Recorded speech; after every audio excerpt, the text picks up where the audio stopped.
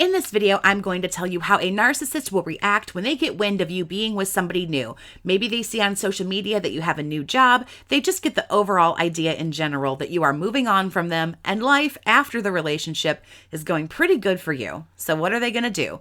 Well, let's talk about it. Something really important we have to get out of the way here first is this is something very specific to your situation and the kind of person that you're dealing with. A lot of how a narcissist will react to anything depends on things like how long was the relationship? How serious was the relationship? Did they discard? Did you go no contact? What was the breakup like? All of that kind of stuff. There's a lot of variables there to consider. But nonetheless, a narcissist is still a narcissist. So we're going to go over the most common reactions that you might get when the narcissist starts to get wind that you're moving on with your life in any way, shape, or form. Number one, you might get a sudden explosion of phone calls, text messages on social media, emails, etc. A narcissist doesn't want to see anyone doing well. No one in any way, shape, or form, especially not an ex. So whether it's a new honey in your life that you're seeing or a new job, something that makes you happy, rest assured the narcissist will probably show up to shit in your soup. They might call or reach out and even pretend to be happy for you. It'll be super fake. You'll be able to see through it right away. It could be a barrage of angry messages or voicemails. Again, all dependent on who you're dealing with. But basically, we all know what this is when they do things like this, so let's just say it with number two. You get hoovered, which is basically what I just said. You might get the obsessive blow up of your phone or email, which we just talked about. They might only reach out once or twice, again, dependent on what kind of person they are. I won't waste too much time talking about a hoover, but I want to go over a couple of different, kinds of hoovers, quote unquote. The I'm happy for you hoover, the how could you hoover, the oh my God, I'm dying or somebody else is dying, that crisis hoover, the I'm doing better than you hoover. They find that you're with somebody new, so they're going to brag to you about there's somebody new. The list really is endless. Let's talk really quickly about why this happens, though, when they see you with a new flame or they just see you doing well in general. Well, they hate it flat out. Like I said, the narcissist hates your happiness and they will be out to destroy it. They'll hoover you to see if they can lure you back into a relationship with them and leave your new person. They'll tell you things to maybe make you quit your job to see if they can get you to quit your job. A narcissist will say and do whatever they think they can to see if it will ruin your happiness. Because to a narcissist, you are not worthy of happiness or whatever it might be. New friend, new lover, new relationship, whatever. You don't deserve it. Especially if you walked away, they will be intent on punishing you and making you as miserable as we all know they are. Hoovers are pretty common. So I also want to talk about the roundabout hoover, as I call it, or like that toe in the water kind of hoover. And the roundabout is where the narcissist will post a million things on social media to show you, if you're looking, which they hope that you are, to show you that they have moved on too. So who cares about your new relationship or your new job or how great you're doing? Because remember, it's a narcissist, so they're doing better than you. Perhaps they have somebody new or a job or something. They're going out and partying, living it up, maybe making expensive purchases. They want to shove whatever they have in your face, passive aggressively online, or by maybe telling mutual friends that the two of you might share. And this is designed to obviously get back to you without the narcissist having to actually reach out, which is why I call it the roundabout hoover. Some people call it a passive aggressive hoover, something like that. It's where they do something, but it irritates you. It's inflammatory, but they don't actually say anything to you or do anything to you, but it makes you have some kind of reaction and you then reach out to them. And it is designed to freak you out and make you think, wow, maybe I made a wrong choice. Look how good they're doing. Maybe I was the crazy one because look, they're in a nice, good, healthy relationship. Or, I was the bad one. It can cause you to have a feeling of perhaps missing out on what a quote unquote good relationship was like with them. That's what their social media is always designed to do. Look what you could have had. Look what you missed out on.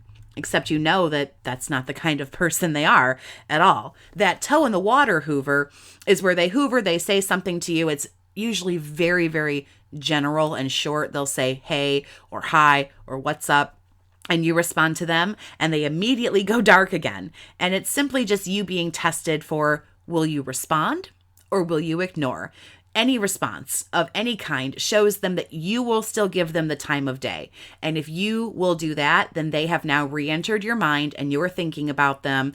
And that taps into a huge fear that narcissists have, that they'll be forgotten about. So sometimes they just hoover just to kind of rile you up and stir you up a little bit. They don't actually want to talk about you, but they want to still be imprinted on your brain so that you don't forget about them. I have a whole hoovering playlist. I will drop it down in the description of the video if you want to know more about it. But a hoover, whatever kind you get, is really quite curious because all of it taps into, like I say, that narcissist's fear of like abandonment, being forgotten about. They want to try and make sure that you never forget them. And especially when you're moving on with somebody new or your life is doing well. It's essentially sabotage.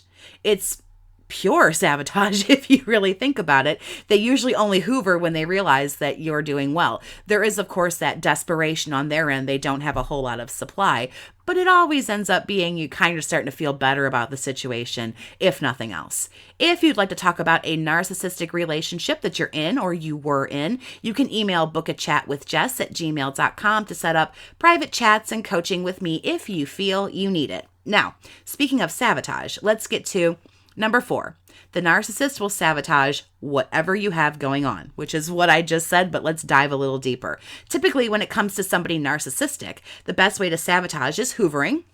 And then next, obviously, the smear campaign. A new smear campaign will circulate around. They smear you after the discard or after you walk away, and then that kind of dies down a little bit. So this will reamp a new one, or they'll light the flame on the old one, and it'll circulate around again. Or, like I say again, an existing one will be kind of ramped up, or they'll just start a new one altogether.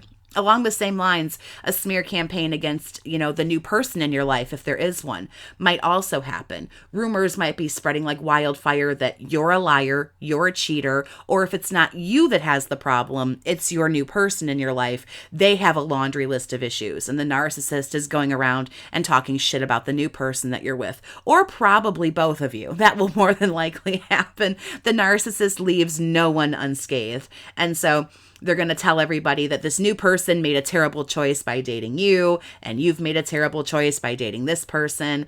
And so the narcissist will play up the game like, well, they dodged a bullet by leaving you. Oh, boo-hoo, they're the victim. I mean, a smear campaign can get personal as hell, and sometimes it can be hard to shake. It, can be done, but I'll just leave a video on the smear campaign and how you handle it down in the description for you if that's something that you're struggling with. Also, never put it past a narcissist that while they're hoovering you or dragging your name through the mud, however you want to say it, they can also reach out directly to your new person, directly to the new job, whatever it is that you have going on in your life. A petty narcissist will try and get the new person in your life on their side and smear you to the new person. They can call a job and make complaints or try to get you fired, call a landlord. Some narcissists are petty as fuck and have a lot of free time to try to drag you down and make your life miserable. And the whole point behind making your life miserable is, how dare you move on without me? I'm not going to let you forget me. And I need you to be as miserable as I am. That's the ultimate goal. Sometimes it's revenge, but sometimes there's also things like they want to teach you little lessons. Narcissists are big on punishment. So it could all be a tactic or a ploy of, see, you can't do better than me. You can't live without me. I'm better than you. I'll show you. There's always going to be some kind of sabotage when it comes to somebody like this. That's what they do. The bullied people, the hurt people, the petty people, they all want to pull everybody else down to their level because they are completely incapable of rising up to our level. Number 5. A different situation. Some survivors can't go no contact as easily as others. They have kids or a business, something where they still have to talk to the narcissist. In this case, the narcissist suddenly decides that they're going to fight for more custody of the kids, or now all of a sudden they want the house. Stuff that involves them having to talk to you more than is really necessary. Things that never mattered before or have already been settled are suddenly now an urgent need, an urgent matter. So if you're still having to talk to them about the children, all of a sudden it's, well, the kids are always sick or something's going on. They always have to get in touch with you. You might be gray rocking like a champion and have communication just dwindled down to a thread, but all of a sudden they're going to ramp it up when they know that you're with somebody new, or now all of a sudden you have a great job and they're like, well, the hell with you. I want the house. You get out. You do this. You do that, because they see you doing well and they've got to kind of hit you wherever they think that they can actually hurt you and make life more difficult for you. Similarly, if you are no contact, the hoovers might also consist of those trivial things to see if the two of you can start speaking again. Like suddenly 6 months later after a breakup, they want their shitty hoodie back that they didn't want anyway. Or they want to know if you want the dog because they took it and now they can't handle it, or whatever. Just a really lame excuse to start talking again if you have gone no contact. But it's under this false premise of, well, this is now all of a sudden really important to me. 3 months down the road, they remember that you owe them $20 for that movie that time. Like super lame kind of shit. So if you would like to support what I do here on YouTube, please consider becoming a channel member. You get rewarded for joining. And if you are interested, there is a link for you to do that down in the description. Number 6, the narcissist does nothing. Nothing at all. This is the most rare, by the way, but I have to say it. You have to be completely out of the narcissistic harem, which means more than likely a lot of time has gone by. They don't see you on the radar anymore for that to actually happen. More than likely, though, nothing happens when the narcissist sees you as too dangerous or too much trouble. And what that means is you've inflicted a huge narcissistic injury, which means a blow to their ego. You're scary to them. They can't risk reaching out to you. They can't risk an ego bruise. They might get ignored. You might make fun of them. You might reject them. You might have possibly threatened to expose them in some way. And they know they need to lay low. They might want to hoover you. They might want to reach out. They might want to be mean to you, but they're worried about what you might do back to them. So they just kind of stay away.